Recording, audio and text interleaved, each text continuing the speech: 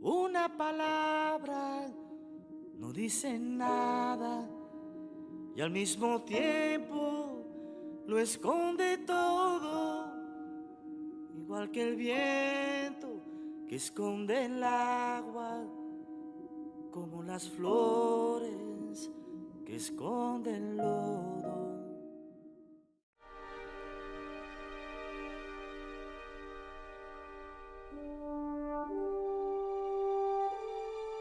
Maria Inez Willia Atencio Rodriguez was born August 9, 1928, in Capilene, Colorado.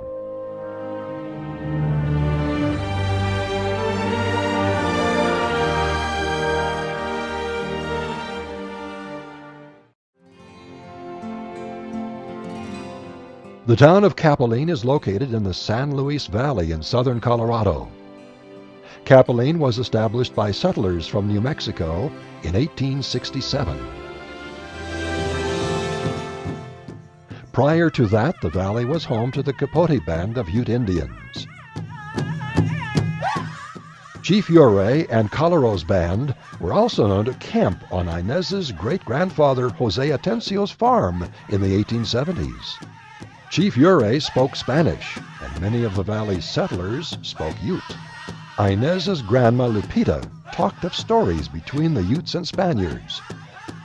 Grandma Lupita's mother, Maria Juana, was full-blooded Ute Indian, but was given a Spanish name when she was married at age 13 to a man 13 years her elder, Jose Leon Rivera, in 1853.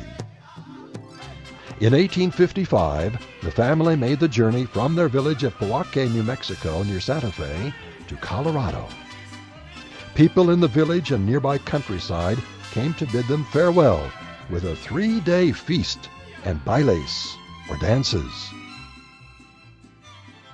It took them 2 weeks to reach the Conejos River, which is just across the state border. Here they rested for 2 days at the little settlement of Servilleta. 2 days later, on the 15th day of October, 1874, they arrived at the settlement of Capilene. There was a big celebration in their honor. Eventually, the family settled in a clearing 2 miles west of Capilene, on the bank of the Alamosa River, as part of the Conejos land grant of 1833. Here Inez's grandma Lupita was raised.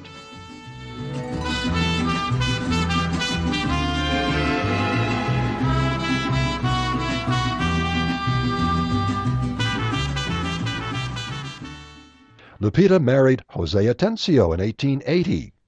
They had 3 children. The youngest, born 1899, was Herman Jess Atencio, Inez's father. Herman married Lydia Rodriguez the day after Christmas, 1919. Inez's mother Lydia was the family's love. Grandma Lydia lived 100 summers and 99 winters.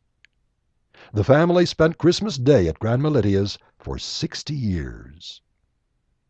Inez's father, Herman Jess, received a position in the House of Representatives. He moved the family to Denver in 1933.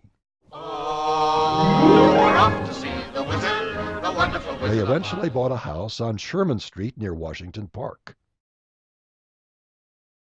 The family attended St. Francis Church, and Inez went to South High School. Young adults discovered a new sense of freedom and less responsibility after the war. For the first time, young adults were known as teenagers. Teens also started what was known as a social life in the 1940s. New terms were introduced in the 40s like bobby soxers, sock hops, and soda shops. Soda fountain workers were known as soda jerks. The term jalopy was also started in the 40s, and teens spent time riding in jalopies on Ruby Hill. The time was the late 1940s, and this was Inez's heyday.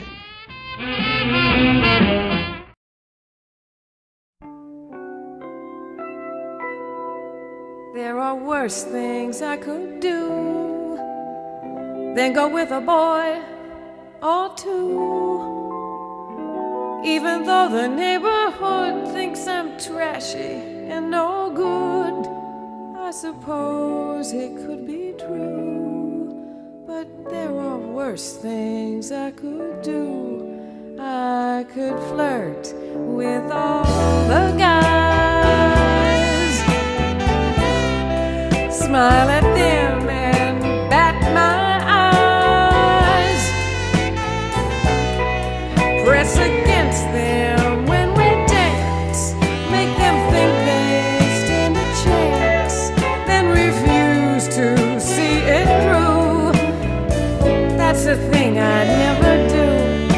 I could stay home every night, wait around for Mr. Right.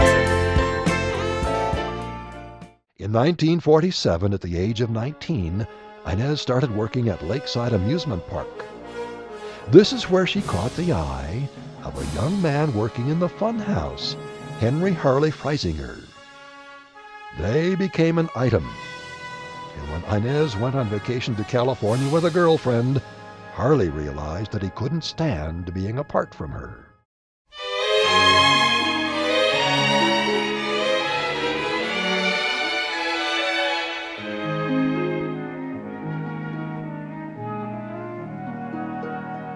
Fairy tales can come true.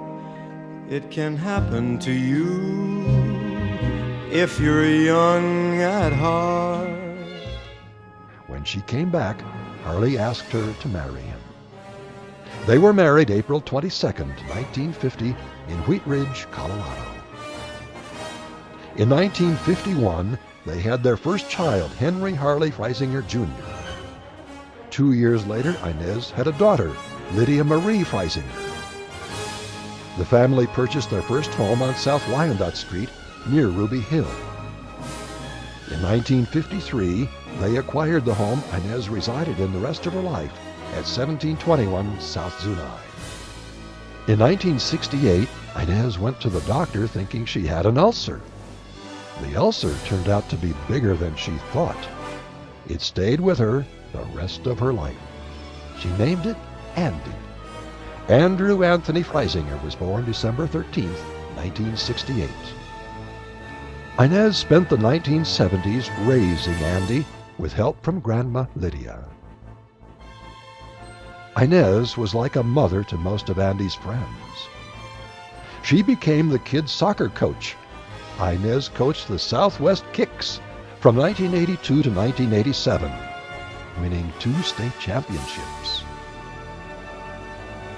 In the 1990s, she forced Andy to go to college by forging his signature and applying for him. With Andy away at college, Inez started a food ministry out of her house. She touched many people in the neighborhood, doing what she loved most, giving. Inez had 5 grandchildren and 9 great-grandchildren.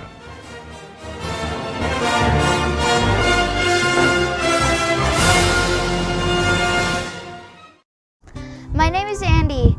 Inez is my grandma. I'm at Ruby Hill. My grandma loved Ruby Hill. They used to drive in jalopies here with boys. That was before it was a park. The real hill is closer to Jewel. That's where the Indians camped. In the 1950s, they used it for a dump. But that's the hill closer to Florida. My grandma loved living on the hill. My grandma wanted her ashes to be spared here. I'll give you the ashes. Here you go. Thank you. Here's to you, my love. Bye, Grandma.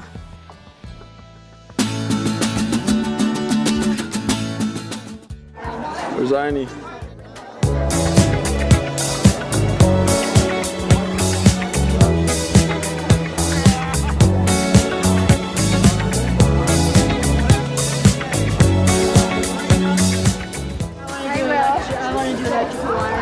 Where's Arnie? Yeah, Andy? Yeah, I know. Go get the cruise. Where's he at? Where?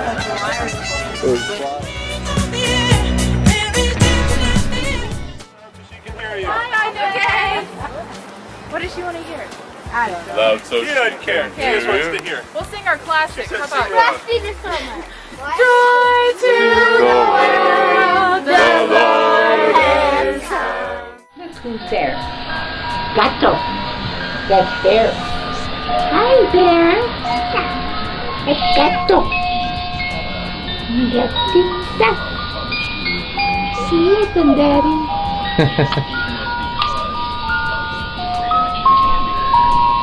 Grandma loves you.